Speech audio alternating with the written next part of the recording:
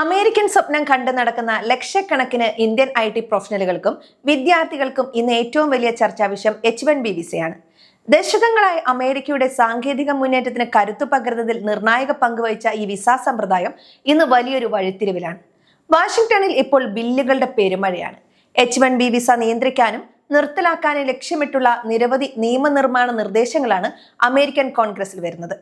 കേവലം രാഷ്ട്രീയ പ്രസംഗങ്ങൾക്കപ്പുറം ഈ മാറ്റങ്ങൾ ഇന്ത്യക്കാരായ തൊഴിലന്വേഷകരെയും അവിടെ ജോലി ചെയ്യുന്നവരെയും എങ്ങനെ ബാധിക്കും?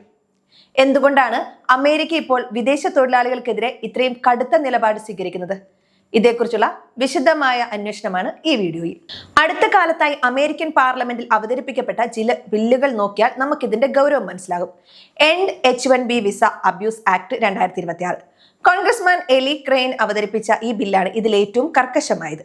ഇതിലെ പ്രധാന നിർദ്ദേശങ്ങൾ ഇവയാണ്: പുതിയ വിസകൾ അനുവദിക്കുന്നതിൽ 3 വർഷത്തെ നിരോധനം, പ്രതിവർഷ വിസ പരിധി 65,000 വെറും 25,000 കുറയ്ക്കുക, മിനിമം ശമ്പളം $2 ലക്ഷം ഏകദേശം 1.6 കോടി രൂപയായി നിശ്ചയിക്കുക, വിദേശ വിദ്യാർത്ഥികൾക്ക് ലഭിക്കുന്ന OPT സൗകര്യം നിർത്തലാക്കുക, എക്സൈസ് ആക്ട് മുതൽ 2027 മുതൽ H1B വിസ പൂർണ്ണമായും നിർത്തലാക്കുക എന്നതാണ് ഈ ബില്ലിന്റെ ലക്ഷ്യം. അമേരിക്കൻ തൊഴിലാളികളുടെ താല്പര്യം സംരക്ഷിക്കാൻ എന്ന പേരിലാണ് ഈ നീക്കം നടക്കുന്നത്. H1B and L1 visa reform act. ഇതിന് ഡെമോക്രാറ്റുകളുടെയും റിപ്പബ്ലിക്കന്മാരുടെയും പിന്തുണയുണ്ട്. സയൻസ്, ടെക്നോളജി മേഖലയിലുള്ളവർക്ക് മുൻഗണന നൽകാനും ശമ്പളം വർദ്ധിപ്പിക്കാനും ഈ ബിൽ നിർദ്ദേശിക്കുന്നുണ്ട്. നിയമനിർമ്മാണത്തിന് പുറമെ എക്സിക്യൂട്ടീവ് തീരുമാനങ്ങളിലൂടെയും വലിയ കടമകൾ സൃഷ്ടിക്കപ്പെടുന്നുണ്ട്. ഇതിൽ ഏറ്റവും പ്രധാനപ്പെട്ടത് $1 ലക്ഷം എൻട്രി ഫീ ആണ്. വിദേശത്ത് നിന്ന് ഒരു H1B ജീവനക്കാരെ നിയമിക്കുമ്പോൾ തൊഴിലുടമ ഈ തുക നൽകേണ്ടി വരും. ഇത് ചെറിയ കമ്പനികളെ സംബന്ധിച്ചിടത്തോളം അസാധ്യമായ കാര്യമാണ്. വൻകിട കമ്പനികൾ പോലും വിദേശ ജീവനക്കാരെ നിയമിക്കുന്നതിന് മുൻപ് പലവട്ടം ചിന്തിക്കാൻ ഇത് കാരണമാകും. കൂടാതെ ലോട്ടറി സമ്പ്രദായത്തിൽ മാറ്റം വരുത്തി കൂടുതൽ ശമ്പളം വാഗ്ദാനം ചെയ്യുന്നവർക്ക് വിസ ലഭിക്കാനുള്ള സാധ്യത വർദ്ധിപ്പിക്കുകയും ചെയ്തിട്ടുണ്ട്. അമേരിക്കൻ രാഷ്ട്രീയത്തിൽ ഇക്കണോമിക് നാഷണലിസം അല്ലെങ്കിൽ സാമ്പത്തിക ദേശീയത ശക്തിപ്പെടുന്നതാണ് ഇതിന് പ്രധാന കാരണം. ഇതിന് പിന്നിൽ 3 പ്രധാന വാദങ്ങളുമുണ്ട്. വിദേശ തൊഴിലാളികൾ കുറഞ്ഞ ശമ്പളത്തിന് ജോലി ചെയ്യാൻ തയ്യാറാകുന്നത് അമേരിക്കൻ തൊഴിലാളികളുടെ ശമ്പളം കുറയാൻ കാരണമാകുന്നു എന്ന പരാതി, അമേരിക്കൻ പൗരന്മാർക്ക് ലഭിക്കേണ്ട ജോലികൾ വിദേശികൾ കൊണ്ടുപോകുന്നു എന്ന ആകുലതയും നിലനിൽക്കുന്നുണ്ട്. ചില ഔട്ട്സോഴ്സിംഗ് കമ്പനികൾ H1B വിസ ദുരുപയോഗം ചെയ്യുന്നു എന്ന കണ്ടെത്തലും ഇതിന്റെ ആധാരമാണ്. എന്നാൽ ഇതിന്റെ മറുവശവും നാം കാണണം. H1B ജീവനക്കാർ അമേരിക്കൻ സമ്പദ് വ്യവസ്ഥയിലേക്ക് ബില്യൺ കണക്കിന് ഡോളറാണ് നികുതിയായി നൽകുന്നത്.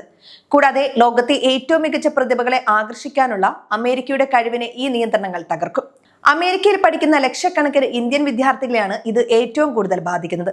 പഠനശേഷം ജോലി ചെയ്യാൻ അനുവദിക്കുന്ന OPT നിർത്തലാക്കിയാൽ കോടികൾ ലോൺ എടുത്ത് പഠിക്കുന്ന വിദ്യാർത്ഥികൾ പെരുവഴിയിലാകും. അമേരിക്കൻ വിദ്യാഭ്യാസത്തിന്റെ മൂല്യം തന്നെ ഇല്ലാതാക്കുന്ന ഒന്നായിരിക്കും ഈ നീക്കം. പല വിദ്യാർത്ഥികളും ഇപ്പോൾ കാനഡ, ജർമ്മനി, ഓസ്ട്രേലിയ തുടങ്ങിയ രാജ്യങ്ങളിലേക്ക് ശ്രദ്ധ തിരിക്കാനും തുടങ്ങിയിട്ടുണ്ട്. ബ്രെയിൻ ഡ്രെയിൻ അല്ലെങ്കിൽ പ്രതിഭകളുടെ ഒഴുക്ക് അമേരിക്കയിൽ നിന്ന് മറ്റു രാജ്യങ്ങളിലേക്ക് മാറാനും ഇത് കാരണമാകും. H1B വിസ സമ്പ്രദായത്തിൽ മാറ്റങ്ങൾ വേണമെന്നത് സത്യമാണ്. പക്ഷെ അത് വിസ നിരോധിച്ചത് കൊണ്ടോ അമിതമായി ഫീസ് കൂട്ടിക്കൊണ്ടോ ആകരുത്. ഇതിന് മറ്റു രാജ്യങ്ങളുടെ മാതൃകകൾ സ്വീകരിക്കാവുന്നതാണ്. ഒന്നാമത്തേത് ഓസ്ട്രേലിയ മോഡലാണ്. തൊഴിൽ വിപണിയിലെ യഥാർത്ഥ കുറവുകൾ നോക്കി മാത്രം വിസ നൽകുന്ന രീതി. 2, കാനഡയുടെ പോയിന്റ് സിസ്റ്റം. വിദ്യാഭ്യാസം, പ്രായം, ജോലി പരിചയം എന്നിവ നോക്കി സ്ഥിരതാമസത്തിന് മുൻഗണന നൽകുന്ന രീതി. 3, ഗ്രീൻ കാർഡ് ബാക്ക്ലോഗ്. ദശകങ്ങൾ നീളുന്ന ഗ്രീൻ കാർഡ് കാത്തിരിപ്പ് ഒഴിവാക്കി പ്രതിഭകളെ അവിടെ തന്നെ നിലനിർത്താൻ ശ്രമിക്കണം. ഇത്രയേറെ ബില്ലുകൾ അവതരിപ്പിക്കപ്പെട്ടിട്ടുണ്ടെങ്കിലും ഇവയെല്ലാം നിയമമാക്കാൻ പ്രയാസമാണ്. അമേരിക്കൻ സെനറ്റിൽ ഇരു പാർട്ടികളെയും പിന്തുണയില്ലാതെ ഇത്തരം നിയമങ്ങൾ പാസ്സാകില്ല.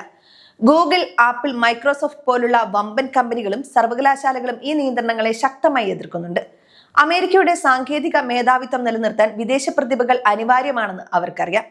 എങ്കിലും H1B വിസ ലഭിക്കുന്നത് മുമ്പത്തേക്കാൾ പ്രയാസകരമായിരിക്കും എന്നത് യാഥാർത്ഥ്യമാണ്. മിനിമം ശമ്പള പരിധി ഉയർന്നത് ഉയർന്ന വൈദഗ്ധ്യമുള്ളവർക്ക് ഗുണകരമാകുമെങ്കിലും എൻട്രി ലെവൽ ജോലിക്കാർക്ക് വെല്ലുവിളിയാകും. ചുരുക്കത്തിൽ അമേരിക്കയുടെ H1B വിസ ചർച്ചകൾ ഇപ്പോൾ രാഷ്ട്രീയ വാക്പോരുകളിൽ തടസ്സപ്പെട്ടിരിക്കുകയാണ്. സാമ്പത്തികമായ യാഥാർത്ഥ്യങ്ങളെക്കാൾ രാഷ്ട്രീയ താല്പര്യങ്ങൾക്കാണ് ഇപ്പോൾ മുൻഗണന ലഭിക്കുന്നത്. നമ്മുടെ രാജ്യത്തെ IT വിദഗ്ധർക്കും വിദ്യാർത്ഥികൾക്കും ഇത് നൽകുന്ന സൂചനയും വ്യക്തമാണ്. കേവലം ഒരു വിസയെ മാത്രം ആശ്രയിക്കാതെ നിങ്ങളുടെ കഴിവുകൾ ആഗോള നിലവാരത്തിലേക്ക് ഉയർത്തുക. ലോകം മാറുകയാണ്. അമേരിക്ക മാത്രമല്ല ഇന്ന് ലോകത്തെ ഏക അവസരമെന്ന് മനസ്സിലാക്കുകയാണ് ഓരോ വിദ്യാർത്ഥിയും ഉദ്യോഗാർത്ഥിയും ചെയ്യേണ്ടത്.